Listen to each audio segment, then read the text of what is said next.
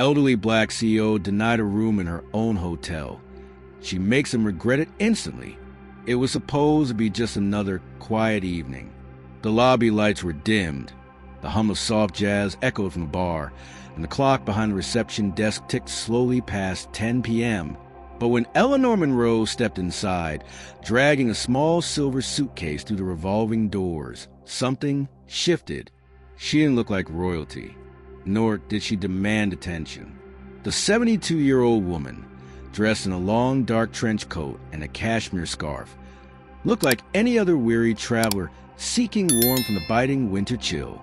But appearances, as fate would prove, can be dangerously deceiving. "Excuse me." Eleanor's voice broke the silence as she approached the front desk. The young woman behind the counter barely glanced up from her phone. "Yes?" she replied curtly, tapping her acrylic nails impatiently. "I have a reservation." Monroe. Eleanor Monroe. There was a pause. The receptionist, Cassidy, raised a brow skeptically and typed lazily on her keyboard.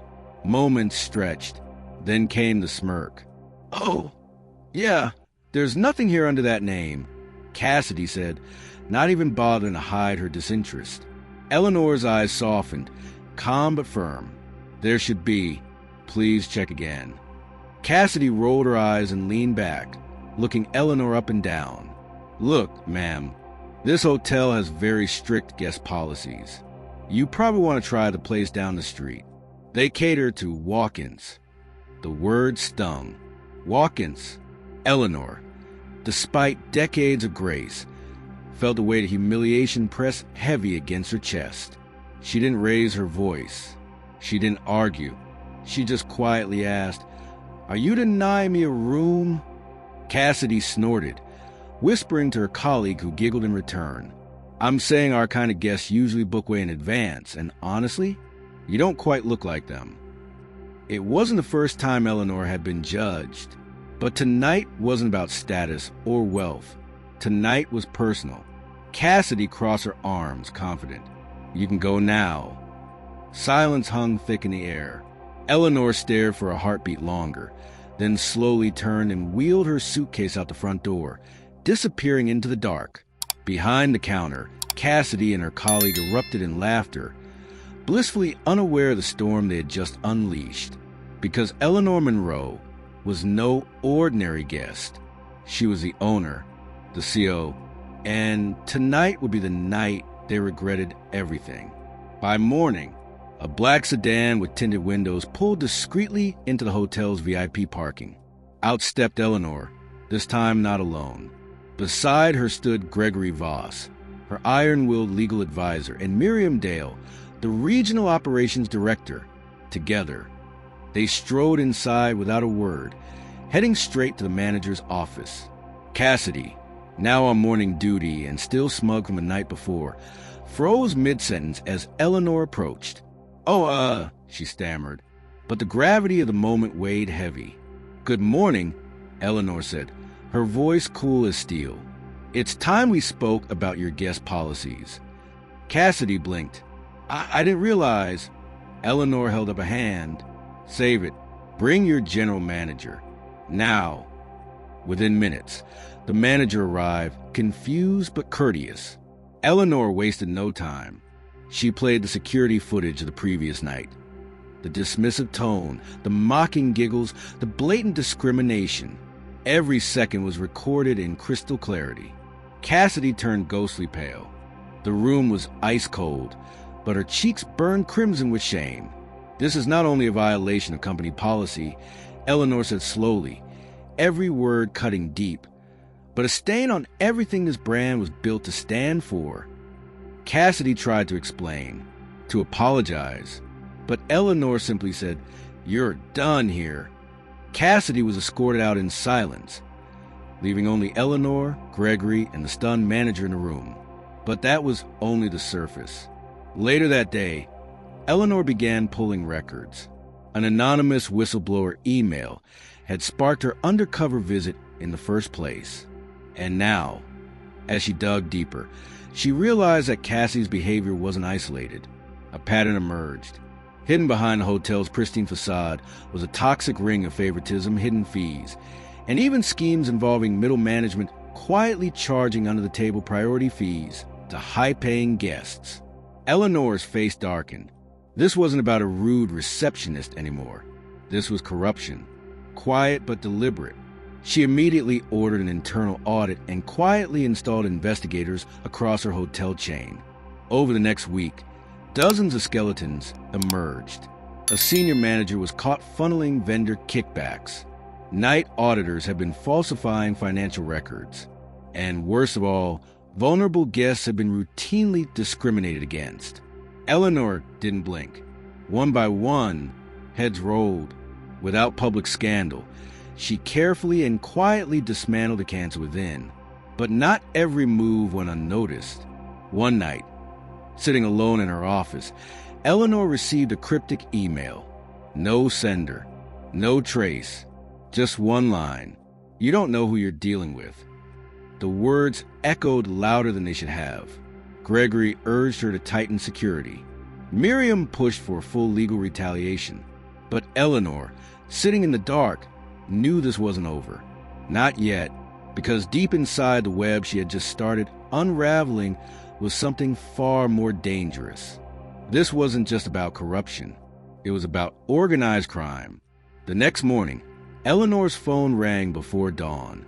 Gregory's voice was urgent. We found something. You need to see this now. At the private meeting, Gregory pulled up sealed files unearthed from a hacked company server.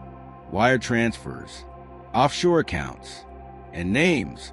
Names of people Eleanor trusted. Her inner circle. They were part of it. The betrayal cut deeper than anything she had imagined. Gregory looked grim. This isn't just fraud, Eleanor. This is a syndicate. And we believe you've been targeted for removal. Eleanor sat back, silent. For the first time in decades, she felt the icy grip of genuine fear. She had thought cleaning house would be the end. But it was only the beginning. Behind polite smiles and polished uniforms, an underground empire had been quietly thriving, right under her nose. Eleanor stood slowly, looking out the window as the city stirred to life. This was no longer about protecting her hotel chain. This was about survival. Turning to Gregory, her voice returned to steel. We expose them, all of them, no matter what it takes. But as Eleanor prepared for battle, a knock came at her door. A courier handed over a plain envelope. Inside was a single photo. Eleanor, sitting in her car the night before. The words scrawled beneath chilled her to bone. Last warning. Walk away. Eleanor stared at the message, her jaw tightening. She knew, in that moment, retreat wasn't an option. The storm she had stirred up had now made her their target. But if they thought Eleanor Monroe would back down quietly, they had no idea who they were dealing with. And as the screen fades to black, one chilling truth lingers. This war was just beginning. If you want to find out what happens next, subscribe, like, and turn on notifications. Because in the world of power and betrayal, survival is the only option. Eleanor Monroe did not sleep that night. The photo haunted her. Whoever left that message wanted her afraid. But fear was not new to Eleanor. She had built her empire in rooms where she was underestimated, dismissed, and ignored. She had faced sharks in boardrooms, wolves in business deals, and now, snakes within her own walls. By dawn, she made her decision. She would not walk away. She would burn down whatever secret empire had nested inside her chain, even if it meant going to war. Her first move was silence.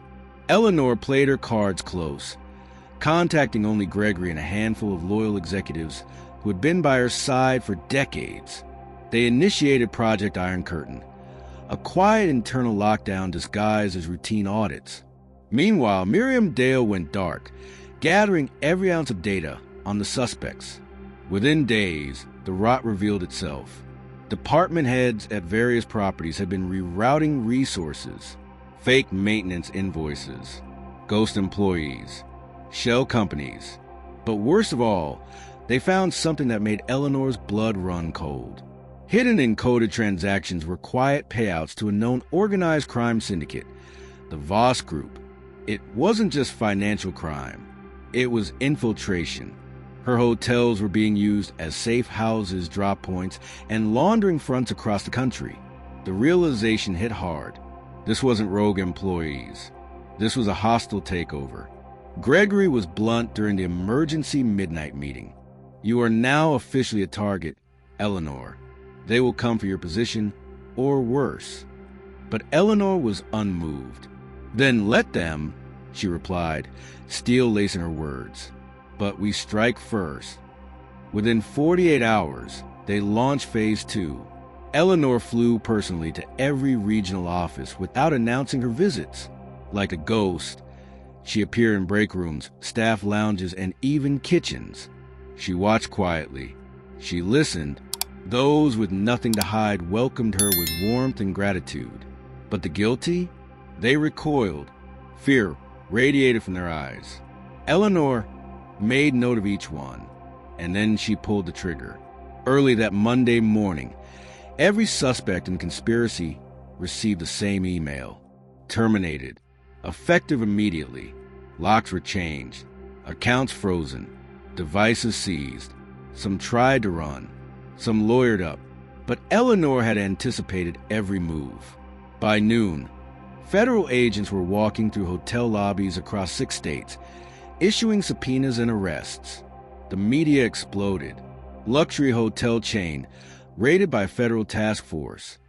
Headlines screamed. News vans circled. Cameras flashed. Eleanor, composed as ever, stood at a podium later that evening with Gregory beside her. We discovered corruption within our family, she said to the world. And today, we took our family back. Applause rang through the room, but the storm wasn't over. That night, Gregory called with grave news. They've gone underground, he warned, and they've sent a message. Eleanor's eyes narrowed as she read the file Gregory sent. It was a security feed taken from a parking garage. Miriam Dale's car burned to ash. She survived, but barely. The message was clear. The syndicate was not done. Eleanor's voice cracked for the first time since the nightmare began. Enough. She met with federal authorities the very next day. The FBI had been trailing the Voss Group for years. Eleanor's testimony, combined with the files she had secretly gathered, gave them what they needed to finally move. A week later, raids were launched in 3 countries. Dozens were arrested. Eleanor watched from her office, sipping tea as justice thundered to the veins of her former enemies. But even victory came bittersweet. In the ashes of her reclaimed company, she walked floor to floor, meeting her loyal staff, restoring order and healing wounds. Her empire had survived, but at great cost. And still, something lingered. Late one evening, as she prepared to leave the office, a letter was slipped under her door. No return address. No sender. It simply read, Phase 1 failed. But we are patient. You took down the branches. The roots still run deep. Eleanor froze. Outside her window, the city slept, unaware of the war quietly raging in its veins. She folded the letter carefully and locked it away. Turning to the skyline, her reflection whispered back at her. This was far from over. Not yet. Eleanor knew the game had changed. The empire she rebuilt would now face enemies in shadows, watching, waiting. But as always, Eleanor Monroe stood ready to protect what was hers, ready to fight again if she had to. Because in this world of power plays and hidden predators, queens never sleep. If you want to see how Eleanor's battle against the dark roots of betrayal unfolds, hit subscribe, turn on the notification bell, and comment below, what would you do if you discovered your trusted circle had become your greatest threat? Stay tuned, because the story is only just beginning.